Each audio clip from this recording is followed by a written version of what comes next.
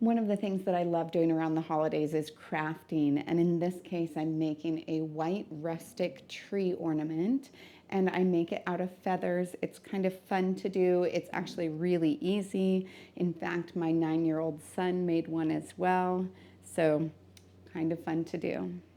My first step is to go through and cut my feathers into 2-inch pieces. I'll need 24 of them for today's project. As you can see, this one doesn't have very many fluffy feathers at the top. This one does. Really, it's better to have the ones that don't have the fluffy feathers because the fluff adds just a little bit too much bulk, I feel like, to the tree. But these ones can be hidden underneath some of the lower layers. Next, I cut a piece of twine or rope into a 6-inch segment, and this will be the little hanger for on the top. I also need a styrofoam egg. This is kind of perfect for it because this one is just a little bit pointed at the tip. So then I find the very bottom and I mark the very bottom of my egg. This will help me as I'm putting on the bottom portion. Additionally, I like to make just a couple other marks so that I can keep myself going the right direction. Otherwise, it's easy to kind of get off center a little. So I'll put just a little bit of my hot glue in the center, and then I'll start working in a spiral out. I give it a second to cool down before I add my twine to it. And then I'll use a pin to put it directly through my twine and into that center location. This just kind of gives me something to work around. I do have the glue on a low setting because I don't want to burn myself. And I'll continue every time I turn when I'm making these tight turns on the top to put a pin in. At this point, the arch is big enough that I should be able to do a couple of small drops of glue, wind it around, and then kind of hold it down at that angle so that it's pressed up against here, but I don't have to actually pin it. It doesn't have to be exactly center, but it should be somewhere around center.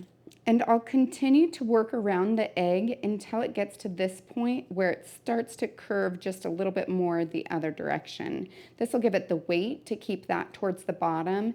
In addition, it just makes it look a lot better because obviously the feathers aren't going to cover that bottom portion. I'll take out my pins. That glue should be all dry by now. And then I'll do this last portion and I'll pin that into it. This helps just because that end portion tends to want to stick up just a little. Now I'll go through with my small craft scissors and I'll get all of this little frayed portion and any of the little bits of glue that are sticking around off.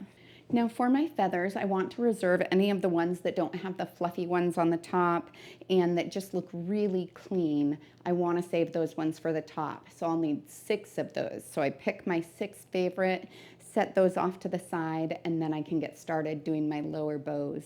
By this point, I can pull out my pin because it's all dry, and I'll choose my feathers that have the straightest edge because this will be very obvious down at the bottom. So I'll do just a little strip of glue, and I place my first feather right into it, and I want the bottom of my feather to hit right around, maybe just a little bit above where the bottom of the egg is going to be. And then I go on the opposite side with another nice flat one, put another line of glue and put that right in it.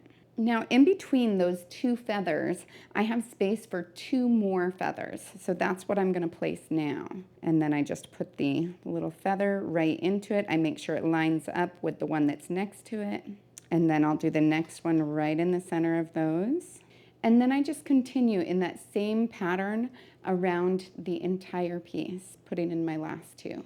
Now at this point, you can actually see the rope through the bottom in the cracks between them. So for this level, we'll also need to do another layer at the junction of each of those feathers. And the big thing I found is just to get it a nice layer right there, line them up well, because that makes a big difference on how it looks in the long run. Now I have the first portion of my tree done, so I'll move on to that second level. This is probably the least picky level just because of the fact that it has those at the bottom, so you don't have to worry about the edge being super straight. You won't really be able to tell if it's not. And you don't have to worry about the top maybe having those small feathers because it's going to be covered. So I'll start right at about the level that I stopped on those. And I usually kind of look around it and try to see if there's any spot that I really would kind of like to cover. And I think in this case, that one's a little bit thin.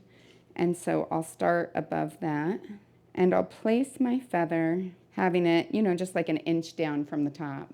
And then I'll flip it to the opposite side. This is what keeps me lined up so I know exactly where my feathers need to be. So then I can turn it and just work inside this portion between the two feathers. And then we'll do the two that are on this side. I've found that if there's any curvature to the feather, it works best if you have that curvature against the egg, which kind of makes sense. Otherwise, they can kind of poke out wonky. So now I have the two levels, and I'll go ahead and move on to work on the third. I try to be really gentle as I'm working with these feathers because if they break, then it doesn't look as good.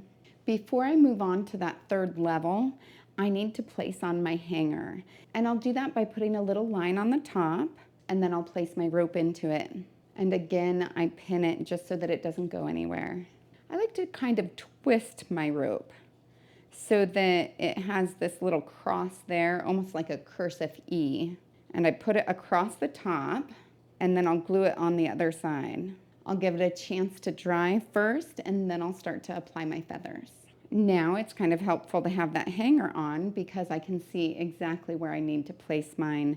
It lets me know where's the one side versus the other. So I'll place the first one right next to the rope, even kind of over the top of it. But I want the top to stick up just a little because I want it to be about where the bead's going to be at the top. And then I'll do the other side. And again, I just want it sticking up just a little. Now I have one that's a really big feather, and I'm going to put it against the other side of that rope because it's causing this feather to stick up a little bit, which makes it so that you can see it. So I kind of want to hide that. And then, of course, one more up there, just like I did the other levels. And then I'll place my last two feathers in the same way. So now I want to place my star bead on the top. What I do is I pinch my twine together so that it's kind of smaller for me. And I place that right on top. It's important to get a bead that has a large enough hole for your twine. You can also do one that's just a little gold one. We did that for the kids. I like the star a little better, I think, though.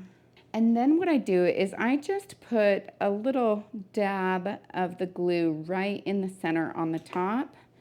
And then I kind of push the tips of the feathers into it and press that bead down into the glue. I want to make sure all of the ends of the feathers are underneath that bead. Otherwise, they'll stick out and that wouldn't look as good. So that's it. My Christmas ornament is all done. I really like bringing the natural elements into my crafting, especially for on my Christmas tree. It makes me feel like it's so much more of that country Christmas that I love so much, that's so rife with traditions.